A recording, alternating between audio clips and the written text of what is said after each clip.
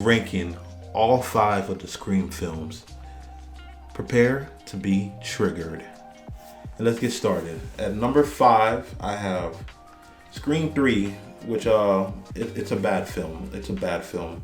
It does so much wrong. The main thing to me is it stops being a horror film completely. There's pretty much no horror elements to it, and just becomes a straight up parody comedy. And yeah, I don't like that aspect at all. Not in my Scream films to be just one tone, and that's the biggest L that it takes in my opinion. And also, I did not like the mother aspect. That honestly felt it came out of nowhere. They decided after three films to make Sidney's mom a big aspect of this film, and did not work for me at all whatsoever. Ghostface, he was the goofiest and most ridiculous version of himself that I've seen to date, and not a fan of it at all. Not even remotely. And the cast, the fact how they had, they were shooting a film, and then you had your counterparts, the film versions of them interacting with their real versions. And yeah, it just really felt like this outer body parody, and I was not a fan of it. I liked what they did with Sidney, with her being sheltered and not being a victim, and brought the fight to Ghostface. That aspect was pretty good, but that twist, the half brother, no, absolutely not. Absolutely not. It didn't work with me for no. No. So that's why I have Scream 5 not Scream 5, Scream 3 at the number 5 spot. And at number 4 I have Scream 2. Scream 2. Before you get your pitchforks and attack me, let me explain. And to me, Scream 1 is amazing. It's pretty good. It does a good, wonderful job of blending two different tones into one. And Scream 2 just felt so jarring when it came out, because it was more comedic and more fun and less serious in my opinion. And I was not expecting that from my Scream movie. It had a pretty good opening with Jada Pinkett Smith and Omar Epps, so it got that going from it. But even the opening as well, I felt was so on the nose at times, and how Ghostface ended up doing his killing in there. I don't know. It didn't sit 100% well with me. I do like the opening, but it's not my favorite. I know some people consider it their favorite, but a lot of it to me, man, it really did not. It didn't work. And I also didn't like how they really made Cotton a main character who was used perfectly in the first film as the guy you see on the side that's accused of the murder, and now he's like front and stage. It's I don't know, man. And Ghostface in here, some of his attempted kills, the fells, running into coffee tables, running into walls, getting knocked down by doors, trying to make a killing. It really lessened his scariness, the threat of Ghostface himself. Yeah. And also, these films to me, they do so much of the who is it, the trying to guess who the killer is at the end. And I feel if you don't execute it, your film is definitely gonna lack. And the twist of Billy's mom, really, Billy's mom, you could have went a different route with it. And the other killer, the student, whatever, I forgot his name, that was predictable. Obviously knew it was him.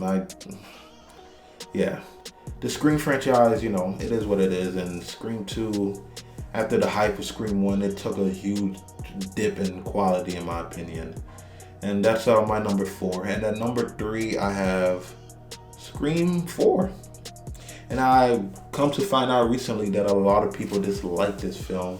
And I've seen some reviews and stuff like that. And I don't know. I don't understand why. Because to me, in my opinion, Scream 4 is the precursor to the newest film that we have. It's in tone. It fights to be a lot more serious than all the other Scream films have been, and I loved when it's being taken serious. That's the type of Scream film I like, but it still had that goofiness that the originals had as well. It was mixed in pretty nicely. So to me, Scream 4 was great. Yeah, it was meta, a heavy spoon of meta. Yep, it shoved it down your throat. I'm not denying that. And the twist of the whodunit, predictable at times, and a little bit head scratching as well. The motive it didn't work for me, so that's where this film lost me towards the end, is the whodunit. Like I said, these films, they live on who's the killer type stuff. But as far as Scream himself, he was I'm sorry, Scream, Ghostface himself, he was great. And that he killed the neighbor, Sidney's cousin's friend, when he was in the closet. That kill was brutal, man. Holy crap.